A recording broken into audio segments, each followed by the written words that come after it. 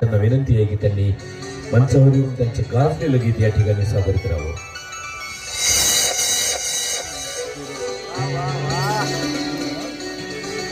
इथे जमलेल्या माझ्या समस्त रसिक मायबाबांना लोकशाहीर गंगाराम बंडोपंत विश्वासचा नमस्कार. मंडळी, आज मी तुम्हापुढे जी वाणी घेऊन आलेलो आहे ती वाणी आहे या समाजामध्ये आपल्या आई वडिलांना विसरलेल्या माझ्या लेकरांसाठी. प्रत्येक आई वडिलांचं स्वप्न असतं की त्यांचा मुलगा हा नामवंत व्हावा, कीर्तिवंत व्हावा, गुणवंत व्हावा. म्हणूनच त्यासाठी प्रत्येक आई वडील प्रयत्नांची पराकाष्ठा करीत असतात. पण जेव्हा ही आपलीच मुलं एक एक पायरी चढत यशाचं उंच शिखर गाठतात तेव्हा पहिल्या पायरीलाच विसरून जातात. आणि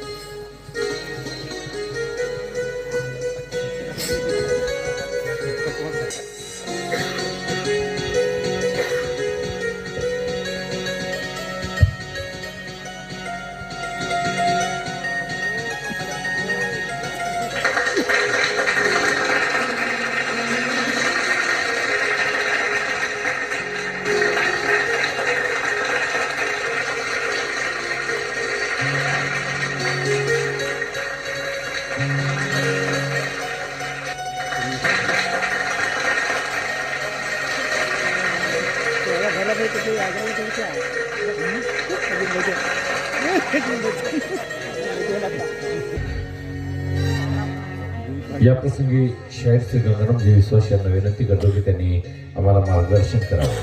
केलेलं आहे. जेवणाची व्यवस्था पेंडालच्या बाजूलाच केलेली आहे. सगळ्यांनी पोटभर जेवण करूनच घरी जावं.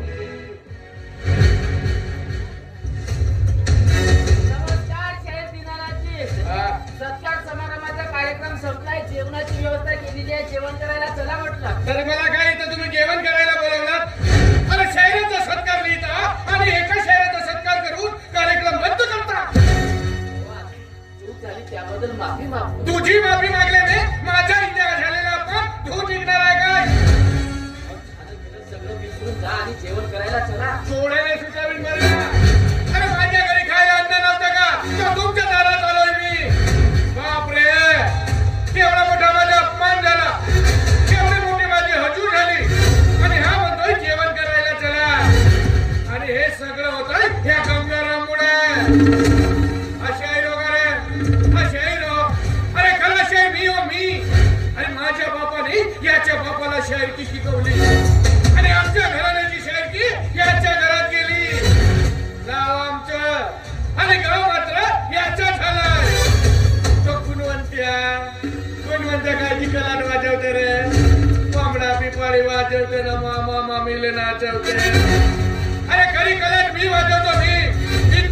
इथे कलाटवर सूर छेडले त्याच्या मेनका उर्वशी रंबा नाचते. कीर्तन चालू केली आणि आपल्या पोवाड्याला सुरुवात केली. कशा जलदारात चर्चा एवढा पावर होतोय माझ्या तमाशात.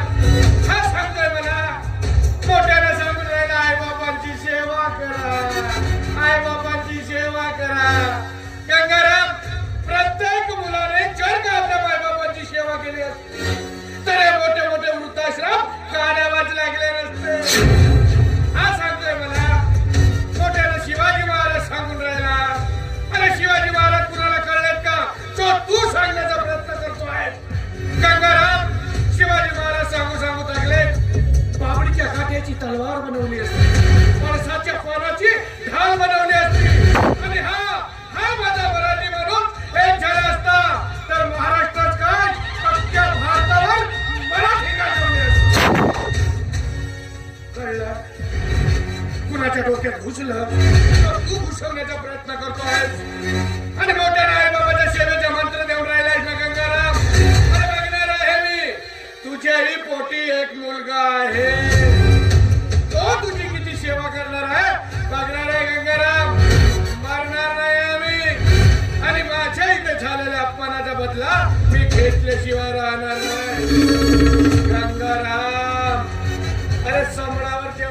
मागे पडित नाहीत ना तेवढे तेवढे दुःख मी तुझ्या दारात आणून उभा करेन देवाच नाव सांगेन शाहीर दिनानाथ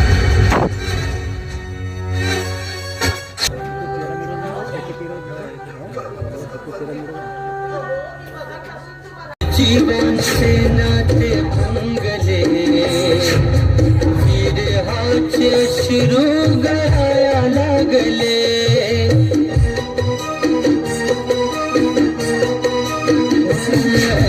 दोन जीवन से नाते भंगले फिर हाथ शुरू गया लागले कधी संपणार काळ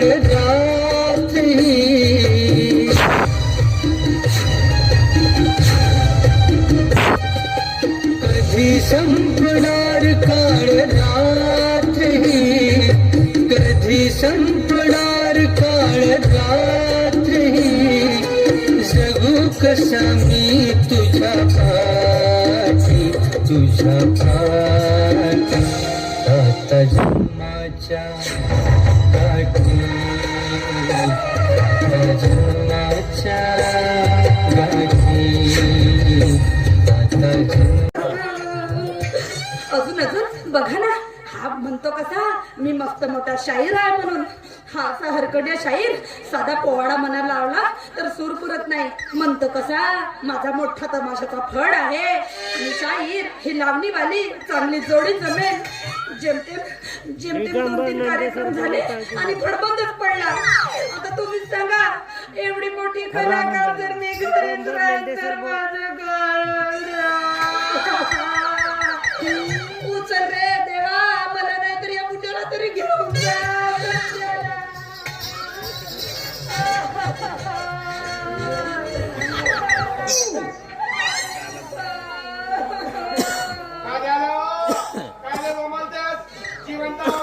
माझ्या मेल्यावर पण बॉम्बलिन चांगली बॉम्बलिन चांगली अशी नाचून होता बरे ना आणि गेला गिऱ्यानं जीवनातली पहिली फेकली बायको पाहिलं बाय त्या नवरा मेल्यावर नाचू नाचू बोलून म्हणते तुला कोणी सांगितलं मी बिमारीने मरणार आहे म्हणून एक दिवस तू त्या माझ्या मरणाची वाटच पाहतेस बा त्यासाठी त्या वराच्या झाडाला सूत बांधवलं जाते कशासाठी संपूर्ण बायका यासाठी जातात की 7 जन्मी हाच नवरा मिळावा म्हणून पण तू जीवनातली पहिली फेकली बायको 7 दिवसाचा नवरा मरावा 8व्या दिवशी दुसरा भेटावा म्हणून अशा विचाराच्या बायका तुमच्या खानदानीत असतील आमच्या नाही मी बाई सांगतील माझ्या मागे 2-3 मोठी आहे बा मी नाही त्यातली ना किल्लीला वयातली खबरदार महिने माझ्या खानदानीचं नाव घेतलीस तर धोमनी मिरची खानदानीचं नाव घेता हे बायको होता कोण अरे हा नवरा होता कोण माहिती आहे कधी धडा असतं आहेच मी सुंदर दिसतच आहे मला अच्छा काय कमी आहे माझ्या तुझ्या खानदानीत कमी आहे काय कमी आहे माझ्या खानदानीत काय काय झोपला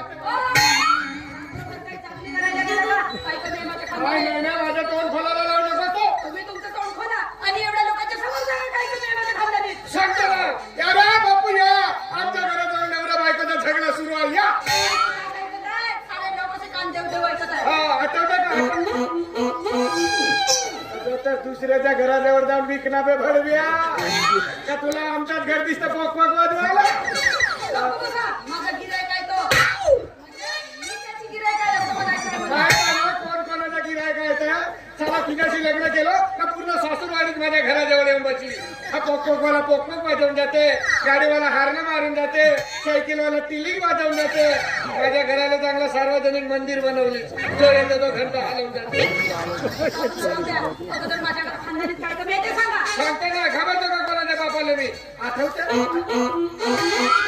दुसऱ्याच्या घराजवळ जाऊन विकना बे फाडव्या का दुसऱ्याच्या घराजवळ जाऊन वाजवून पोकपोक माझी बायको दिसते का बे फाडव्या सांगतो आठवते का 4 दिवसात डोळ्याला उतरी हो माझ्या डोक्याचा खराब करू नका हा का समज लागते तो का माझी बायको दिसते तुम्हाला पोकपोक मागला आठवते आठवते का तुला 4 दिवसाला तुझ्या बाहेर आले सात वर्ग बेंदूस खराब आहे तुझ्या त्याच्यात निर्मेल दुष्काळ नाही का आणून देता नाहीत का 10 रुपयाला मिळते सरसकट. गेल्याला दिवशी जर रेनलाच राहील सांगते तर मोठी 4 दिवसाचा हिच्यासोबत हिच्या बाहेर आणले नाही, मला काय सांगा तुमची खिकी बंद करा. त्याच्या गावामध्ये ट्रिदम लयला म्हणतात ना. फेमस आहे आपल्या गावात. पूर्ण गावारीला डुडुम लयला म्हणते. पूर्ण जवान पोराच्या सायकलीवर मागे लिहिलाय त्याच्या पैसे माझी साडी एकुलती एक आपण पुऱ्या गावभर नमुना आहे. एवढी तेरशी या पाहते इकडं एवढी तेरशी हॉटेलमध्ये जाते भज्याकडे पाहते तर हॉटेलवाला जिलेबी देते. तिला आवडते तर मी काकरू. मोठी ऐश्वर्या राय होती. सलमान अभिषेक भेटला तरी सलमान झुरू झुरू मारते. आणि तो तुमचा बाप त्याने सुद्धा 2 लग्न केले म्हणतात. पॉवरफुल माणूस. असेलच ना म्हणून तुमच्यात जो पावर कमी आहे. अबे का म्हणते बे हे? म्हणजे माझ्या टीव्हीवर चित्र काय येत होतं? अबे हे बायको हो का कोण बे हे?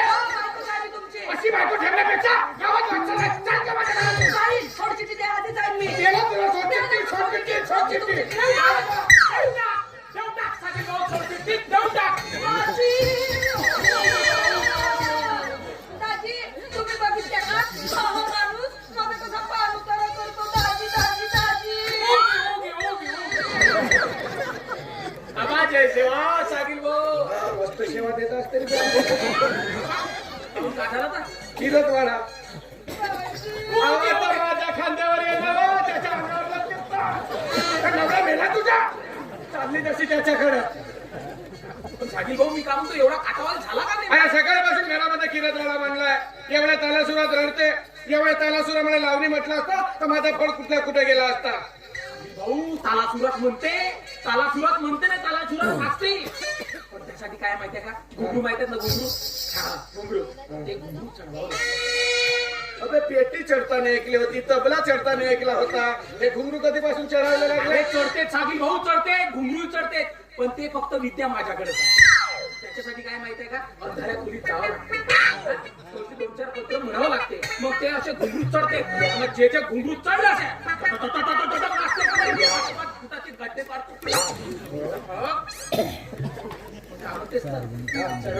अबे चढाव. चलो मी तबला पेटी बाहेर चढवतो ना तू घुंगरू खोली. त्याचं काय तिकडे आतमध्ये जावं लागते ना अंधाऱ्या खोलीत. सुनसान बिलकुल इकडचा तिकडचा आवाज आला नाही पाहिजे. असं बिलकुल मन शांत करून बरोबर नाही का चढवावं लागतात. असे दिसत मंत्र असे म्हणावं लागतात. खरा विद्या आहे. का तुला अख्ख्या महाराष्ट्रात तुला मोठा शाहीर म्हणून झाला पाहिजे का नाही ना? जगाच्या कुशीत मोठा शाहीर म्हणून तुझं नाव झाला पाहिजे का नाही? हो चढवू का? बघायचं आहे ना तुम्हाला? आत्ताच दाखवते मी. हो माझी दुडू. ते अशी काम करते ना. हे घुंगरू चढवायची पहिली स्टेप आहे. दाजी, दाजी अजी या ना लवकर. हे घुंगरू चढवायची दुसरी स्टेप आहे. दाजी या ना लवकर. घुंगरू चढवायची तिसरी स्टेप आहे. दाजी अजी या ना लवकर. काय घुंगरू चढवायची चौथी स्टेप आहे. दाजी, दाजी चढवा ना घुंगरू. चढवतो ना थांब चढवतो. होते काय यावे? दाजी आरामात चढवा ना. दाजी झाले का चढवून?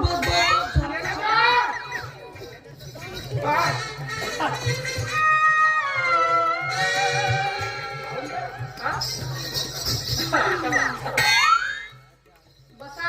ठीक आहे. काय धमनाच्या माणसामध्ये खरंच. काय मी नवरा केलीस होतो? फुकणे नसून माझे. तुझ्या मायाला विचार त्या काळामध्ये लाखो रुपये दिला होतो.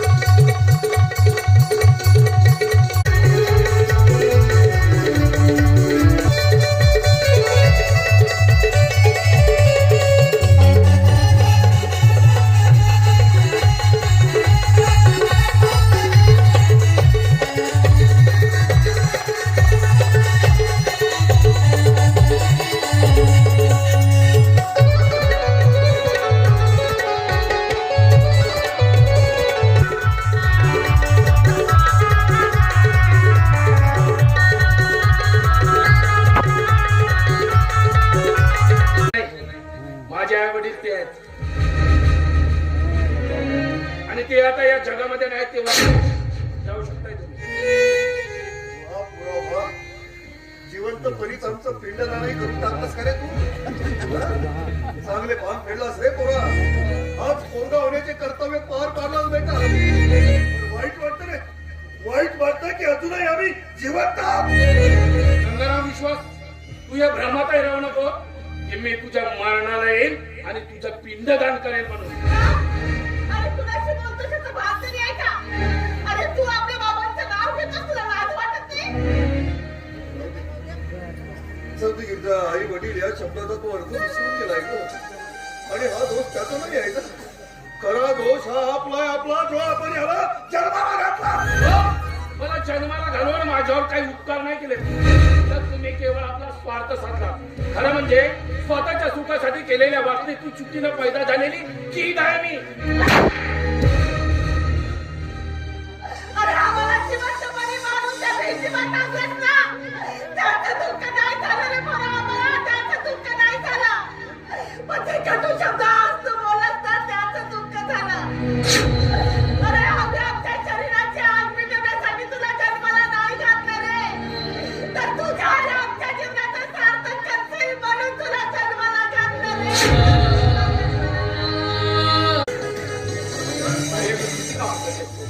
सकाळी उठल्यापासून सारखी काम काम आणि काम, नुसती कामं करीत असते. तुला त्रास नाही येत का ग? आपल्या घरात काम करायचा कसला आलाय त्रास? अरे आपल्या घरची जेवढी कामं केली तेव्हाच आपलं घर सुंदर दिसेल की नाही? तुझं बरोबर आहे ताई, पण घरातील कामं काय तू एकटीच केली पाहिजेत का? आईने तुला कामात मदत नको करायला? आई, आता बस झालीच ना. आणि हो, मी तुला कितीदा सांगितलं घरातील कामं तू अजिबात करायची नाही. इतकं बघ ना काय अवस्था झाली आहे तुझी कामं करून करून. हा? हे दिवस तुझे हसायचे फुलायचे दिवस, आणि तू सारखी कामात व्यस्त असते. बघ, तुझा चेहरा कसा पडला. आता निवांत बस, हा? आणि एकदा हात बघू. बघ, आता कशी अगदी फुलल्यासारखी दिसते. आता नेहमी असंच असं फुलत राहायचं, कळलं? दिवस तुझे फुलायचे, दिवस तुझे फुलायचे, झोपाड्या वाचून झुलायचे, झोपाड्या वाचून झुलायचे, दिवस तुझे फुलायचे, दिवस तुझे फुलायचे, झोपाड्या वाचून झुलायचे.